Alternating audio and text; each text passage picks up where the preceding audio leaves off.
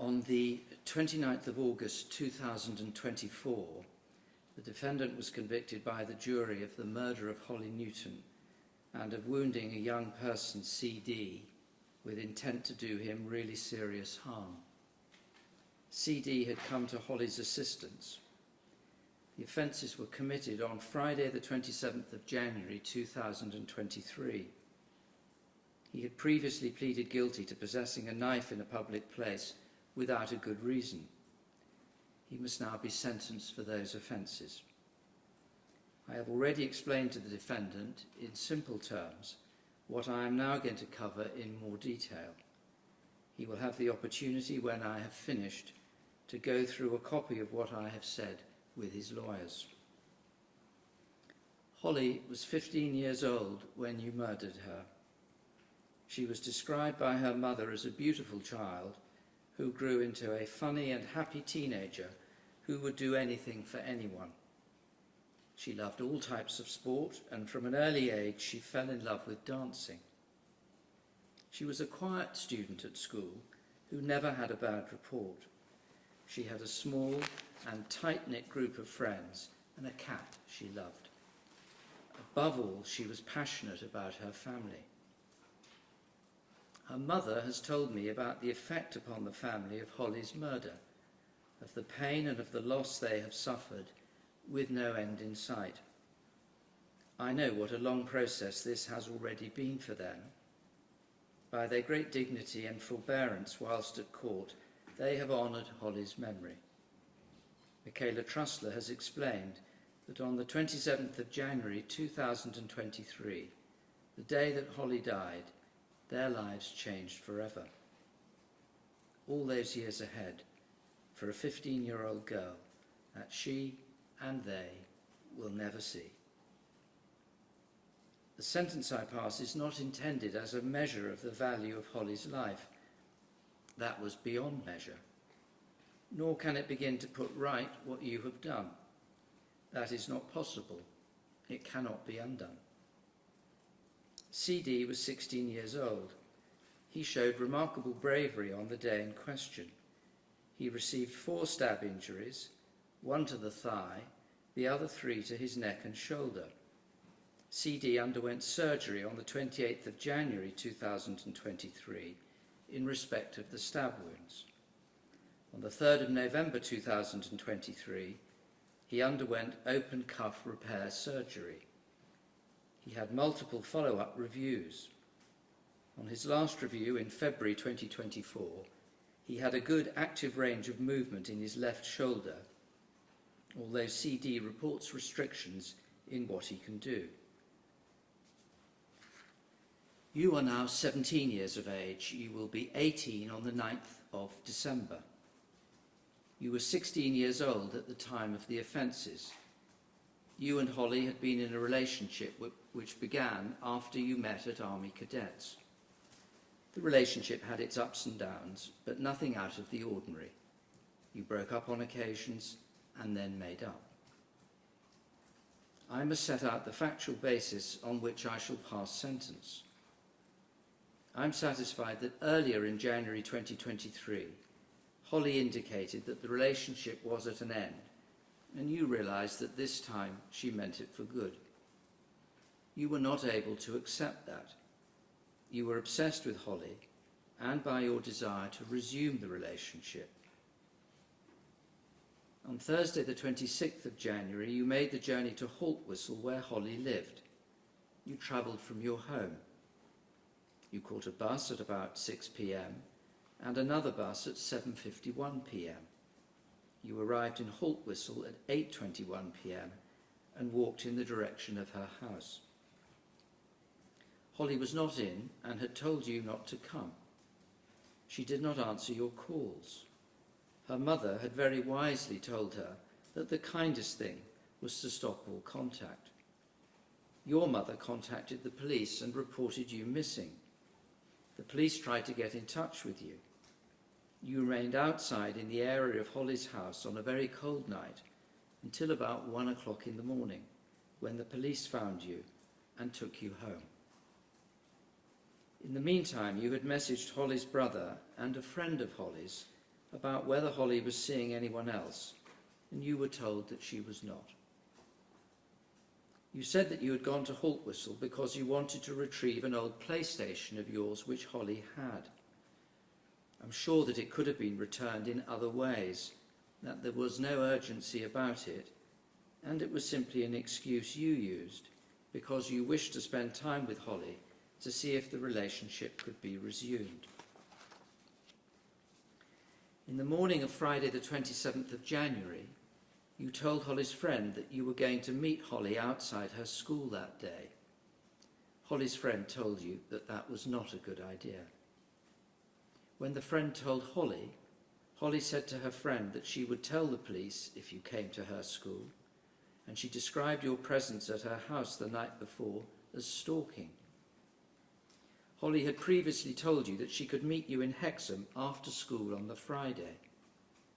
But since telling you that, she had not taken any of your calls or responded to any of your messages, and you had also now been told by your sister that Holly was not allowed to telephone or text you. I'm sure you knew that Holly did not want to see you. Holly's mother had contacted the police with her concerns about the situation. The police had arranged to come to Holly's house on the Friday afternoon. Holly pleaded with her mother to let her see her friends after school, and so the meeting was put back to the evening. Her mother could not possibly have known what was going to happen. You left your school early at lunchtime, saying you were very tired and wanted to go home. I'm sure that that was a lie, and that you intended at that stage to go to Hexham, which is exactly what you then did. You got on an initial bus at 13:41 and eventually arrived in Hexham at 3 p.m. You asked your sister to ask Holly if you could give her back some property of hers which you had. This was another excuse to try and meet up with Holly. You did not have any of her property with you, and I'm sure you knew that and were telling a deliberate lie. You told more lies to Holly's friend and to Holly's brother, pretending that you were in Newcastle. I'm sure that you were thinking clearly and were deliberately laying false trails about where you were. This is demonstrated by the schedule of messages that we looked at. You spotted Holly, who was with a female friend, and CD. You were undoubtedly preoccupied with whether Holly was seeing someone else, and you obviously saw that she was talking with her friend and with CD. You followed them for about an hour. Your sister told you that she could not express how bad an idea this was. For much of the time you had your face covered. You made a large number of telephone calls to Holly which she did not answer. You accepted that you wanted to see, if she spoke to you, whether she would say that she was with a boy. Holly's female friend left her and CD to go home. At 16:47, Holly and CD stopped outside a pizza shop by the bus stop in Hexham. You hid round a corner. When CD went into the shop, you walked up to Holly at the bus stop. I'm sure that that was because you intended to speak to her. You were not, as you told the police, trying to avoid her and make your way home. You were there with her outside the shop for 15 minutes or so. For some of that time, CD was present, and I'm sure that it was obvious to you that Holly was friendly with CD and was not open to changing her mind and resuming the relationship with you. During that conversation, you made a number of attempts to get Holly to go with you into the alleyway, which was close to the bus stop. She did not go further than the entrance to the alleyway. I'm sure that your reason for this was not because you were disturbed by noise in the street, as was suggested. I'm sure that you were not unduly disturbed by the noise. You knew that there would be traffic noise, and people in Hexham when you chose to go there, and you had continued to follow Holly through Hexham for about an hour. The CCTV film which we looked at shows plenty of people and traffic on the way. It may be that at first you simply wanted somewhere to speak to Holly on your own. However, I'm driven to the sure conclusion that very soon you wanted to get Holly into the alleyway, which was out of sight, so that you would have the best opportunity to attack her without anyone intervening. And I'm satisfied that you had decided to attack Holly because you knew for sure from her reactions at the bus stop that she was not open to any suggestion of resuming the relationship. You were filled with resentment and jealousy, but still able to calculate where you could best attack her and able to wait until you got that opportunity. You managed to persuade her to come a little further into the alleyway.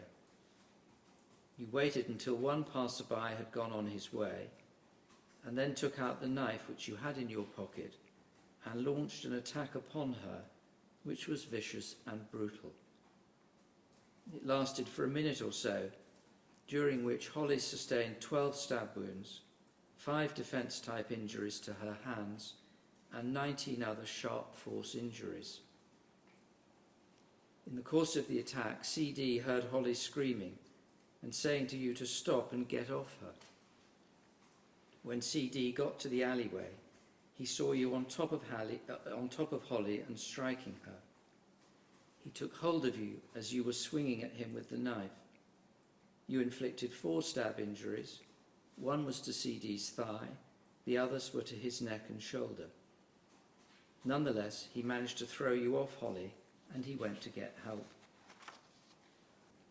I'm sure that you intended to kill her, and that you knew how final death was. I mention this because at different times it has been said or suggested that you might not have known what killing Holly would mean. I'm sure that you had a sufficient understanding of it. The blood loss Holly sustained was unsurvivable, notwithstanding the very best efforts of passers-by, emergency services and hospital staff. Courageous members of the public took hold of you and disarmed you. I've already referred to CD's bravery. I also single out Kenneth Kelly, James Westlake, Danielle Richardson, Vinnie Nicholson, and Debbie Thick, who tried to help Holly with CPR. They all behaved in an exemplary way and deserve public commendation. There is only one sentence for the crime of murder when it is committed by someone of your age, and that is a sentence of detention during His Majesty's pleasure, pursuant to Section 259 of the Sentencing Act 2020, the equivalent sentence to one of imprisonment for life for an adult. I have to decide the minimum period which you must serve before you could be considered for release on licence by the parole board. There is no saying that you would necessarily be released at that stage. You could only be released if it was safe to do so. So that is why you must try as hard as you can to behave well and to make progress. I have taken account of all the points which have been made to me, orally and in writing, and I am grateful to Council for their assistance. I have to deal now with some legal rules. The minimum term is determined by reference to Schedule 21 to the Sentencing Act 2020 and to sentencing guidelines for young offenders and for offenders with mental health disorders. I also have to look at the guideline for offences of wounding with intent to do really serious harm and what's called the totality guideline. It's important to say and to underline that different considerations apply when sentencing young offenders, and sentences passed are not measured in the same lengths as sentences for adult offenders. I have to have regard to your welfare, to your age and maturity, and to the aim of preventing offending by children and young people. First of all, I have to determine the appropriate starting point for the minimum term. Parliament has provided that the starting point for someone aged 15 or 16 at the time of committing the offence of murder is one of 10 years, unless one of a number of specific features apply. By a combination of paragraphs 4 and 5a, the starting point would be longer, 17 years, if I was sure that you had taken the knife to the scene of the murder, intending either to commit any offence or to have it available to use as a weapon. There is no history of you using a knife to threaten or to injure other people. You have no criminal convictions. I have given very careful thought as to why you took the knife with you that day. You told the police that you had had it for a week or two. One possibility to consider is whether you intended to attack Holly all along. The prosecution drew the jury's attention to this possibility when closing their case to the jury, although they conceded that it was not the only way of looking at the case. I have considered the matter for myself. Having done so, I cannot be sure that when you came to Hexham, or when you were following Holly, that you intended to use it to attack her, or had it available to do so. Thus you took the weapon to the scene to have it available to use as a weapon, at least to frighten her and to injure yourself. So I am satisfied that your case does come within the scope of paragraphs 4 and 5a, notwithstanding the submissions of Mr. Edwards, King's Counsel, to the contrary. He does, however, acknowledge that your possession and use of a knife would justify a significant increase from a 10-year starting point, and he submitted that when all is said and done, and taking account also of the Section 18 offence, and of all the aggravating and mitigating features, your final minimum term should be between 15 and 17 years. So I proceed on the basis that you did not make the decision to attack Holly with the knife before you arrived at the bus stop. But I am sure you made that decision very soon after you arrived there, when it became clear that there was no prospect whatsoever of Holly resuming the relationship, no matter what you did. Taking the knife the short distance from the bus stop to the alleyway, a matter of a few feet, would not, however, be sufficient to warrant the increased starting point. None of these provisions is to be applied mechanistically or arithmetically, nor is this simply an exercise of assigning a case to a particular compartment. The Court of Appeal has indicated that even if a case falls within paragraph 4, as this one does, a reduction from the starting point may be appropriate. See Kelly, Bowers and Singh, 2011, EWCA Crim 1462. The fact that you had the knife available as a weapon to injure yourself if you chose to, rather than someone else, does merit a reduction from the 17-year starting point, although you also had it available to frighten and distress Holly by threatening to harm yourself. You knew that you were taking a knife to a potentially volatile and unpredictable situation. In any event, the aggravating features which I must consider then result in a figure which is in excess of 17 years before considering mitigating features. The minimum term has to reflect a number of aggravating features. First of all, your underlying conduct at this time towards Holly. After the relationship had ended, you'd gone to Holly's home at night when you knew you were not welcome. You had the knife with you on that occasion too. And then you followed her after she had left school on the day of the offence. She was entitled to break off the relationship if she wanted to, and to spend time with whoever else she chose. You had been told by your mother, sister, and Holly's friend that, in effect, you should leave her alone. You knew very well that you should not have gone to Hexham, and that Holly would not like it, which is why you pretended to other people that you were in Newcastle. You said you knew that Holly would probably freak out, as you put it, if you went up to her and tapped her on the back. You knew she was with other people, and she was choosing not to take your calls. I'm sure you knew as well from the involvement of the police the night before that you were taking matters too far. I do bear in mind that a more mature person would not have behaved in this way.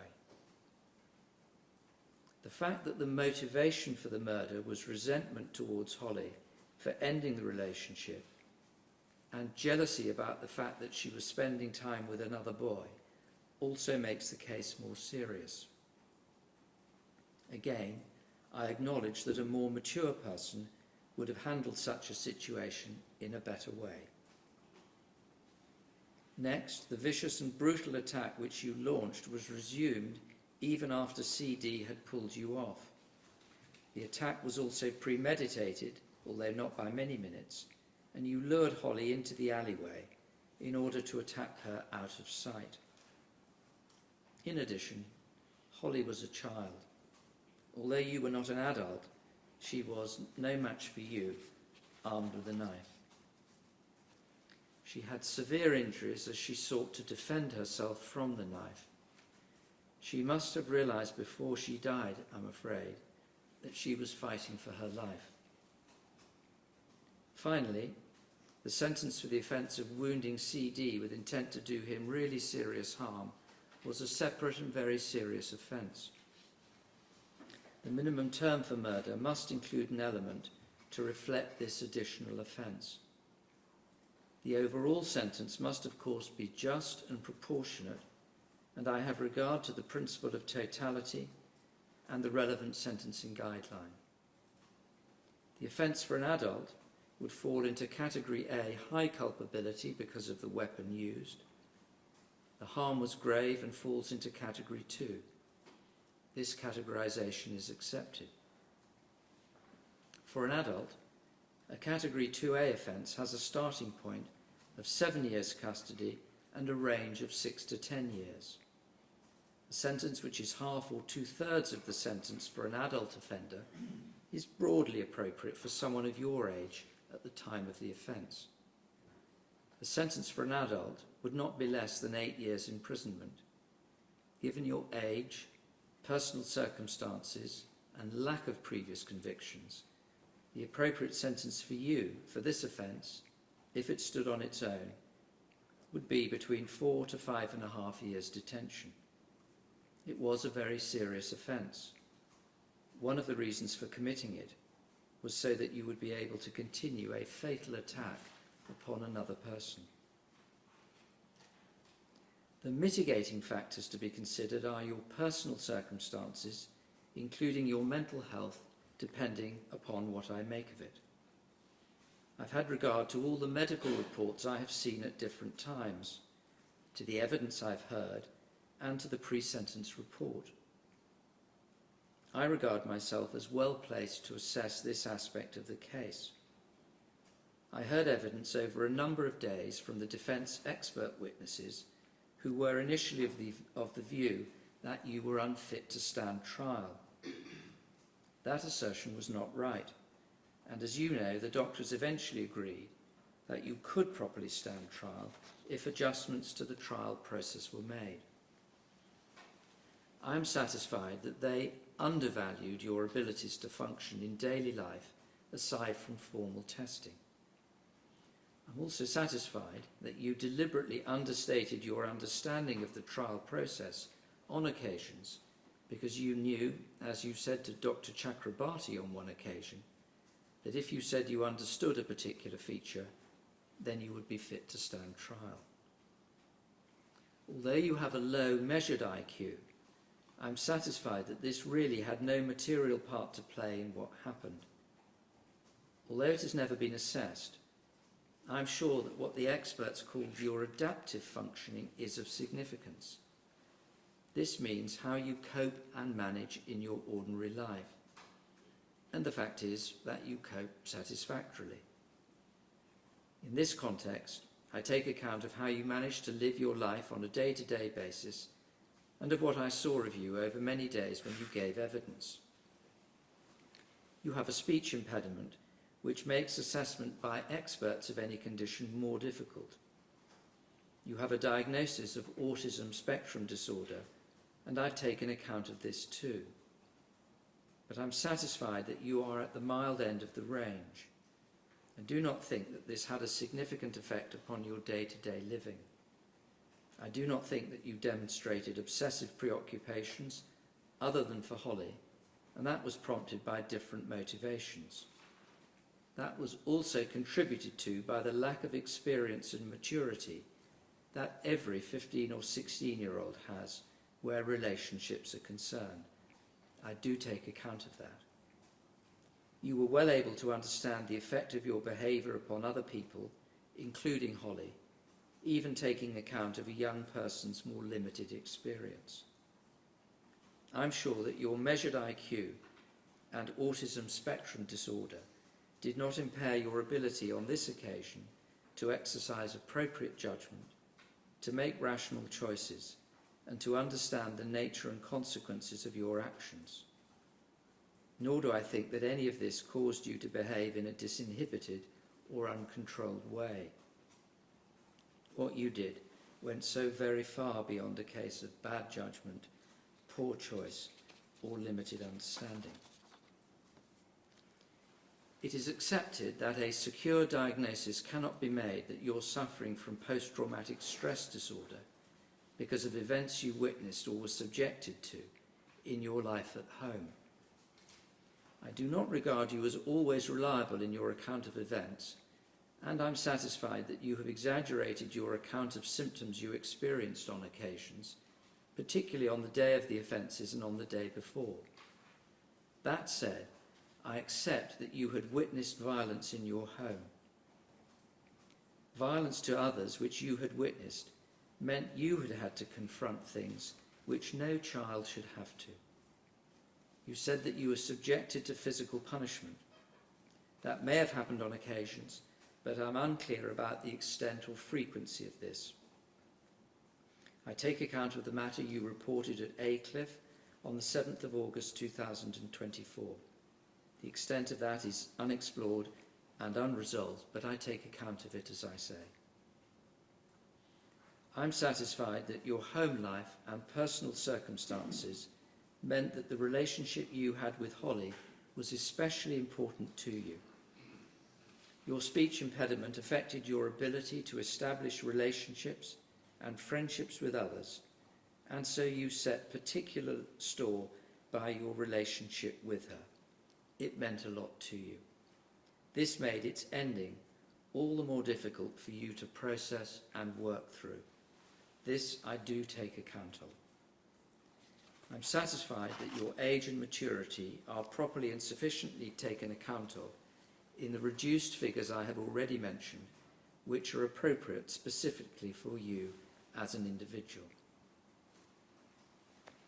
I have taken account of the absence of previous convictions and of all your circumstances and conditions as I have outlined them. You have expressed remorse, but I do not think that this aspect is all one way. It was clear in your evidence to the jury that you have persuaded yourself that Holly had treated you badly. Your first reaction at the scene was to say that she had been horrible to you, and I think that this belief tempers or reduces somewhat the amount of remorse you feel, but I do take it into account. I also take account of the fact that your speech impediment makes many situations more difficult for you and affects your confidence and your ability to interact with others. This will make the inevitable sentence more difficult to serve, and your autism spectrum disorder may also do so. I've considered Dr. Foster and Dr. Feschke's latest reports. I acknowledge that you have made progress whilst you have been at Aycliffe. This is very important and to your credit. As I have said to you on a number of occasions, I am pleased to see this. You have, for example, applied yourself to your education. You have established good relationships with members of staff. I am sure that you can make further progress if you continue to try whilst you are in custody. You can definitely do better than you sometimes think. I have sought to balance all the factors of the case, those that make it more serious and those that mitigate the sentence I must pass. However, because it is such a serious case, personal circumstances cannot carry great weight, although they have more significance than they might have for an older person. But the stark facts are that you made the decision to stab a 15-year-old girl to death with a knife which you were carrying unlawfully in a public place, having followed her in secret around town for an hour. All because your relationship with her had ended and you were jealous at the thought that she might see someone else. What happened in this case should not happen to any child or parent, and no child or parent should be in fear that it might happen. As I've said, this is not a mathematical exercise. There is no single correct figure to attribute to a particular aggravating or mitigating feature. What matters is the finishing point.